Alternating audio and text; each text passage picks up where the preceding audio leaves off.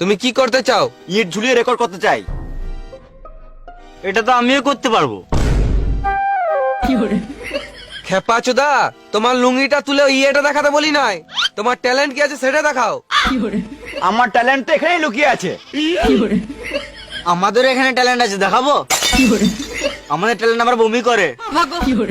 বেশি গা পাকাও না, আমার আগে পুরোটা দেখো, তারপর বলবে। বেশ বেশ, শুরু করো। ভেড়া চোদা, এটা কোনো জিনিস বুক ওয়ার্ল্ড রেকর্ড হলো নাকি?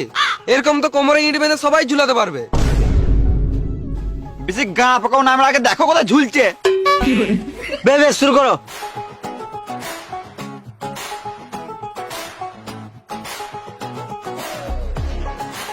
এটা আমার টুনটুনি ঝুলছে, গা পাকামো নয়। মানুষ জিনিস বুকে ওয়ার্ল্ড রেকর্ড করার জন্য কত কিনা করছে। এই তো রেকর্ড করার জন্য টুনটুনিতে ইট ঝুলে লিছে। এইসব ট্যালেন্ট লাখে একটাই পাওয়া যায়। তোমার এই ইট ঝুলানোর আইডিয়াটা কোথা থেকে এলো?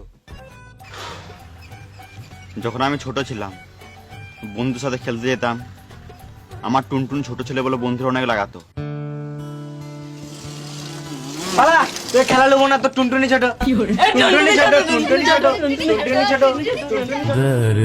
আমার অনেক সেদিন থেকে অনেক খারাপ লাগতো। তারপর আমি সিদ্ধান্ত নিলাম যে আমি টুনটুনি বড় করব। কিন্তু কি করে করব? তারপর মাথায় আইডিয়া এলো যে আমি ইট ঝুলিয়ে টুনটুনি বড় করব।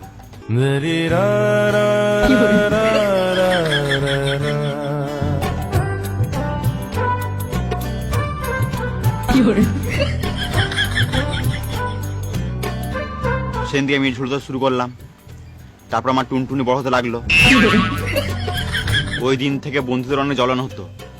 তারপর বন্ধুরা ট্রাই করতে লাগলো টুনটুনি বড় করার জন্য, কিন্তু কেউ পারতো না। কারো কারো টুনটুনি ছিঁড়ে যেত, কারো কারো বালও ছিঁড়ে যেত।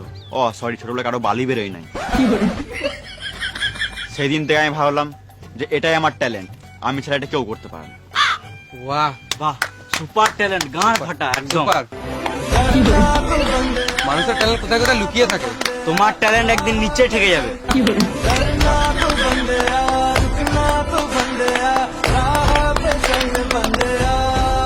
আমার ট্যালেন্ট কেমন লাগলো? গাঁড় ফাটা লাগলো। সুপার।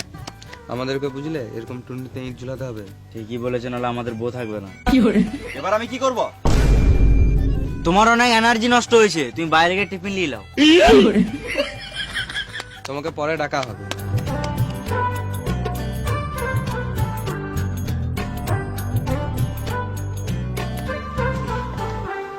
নেক্সট।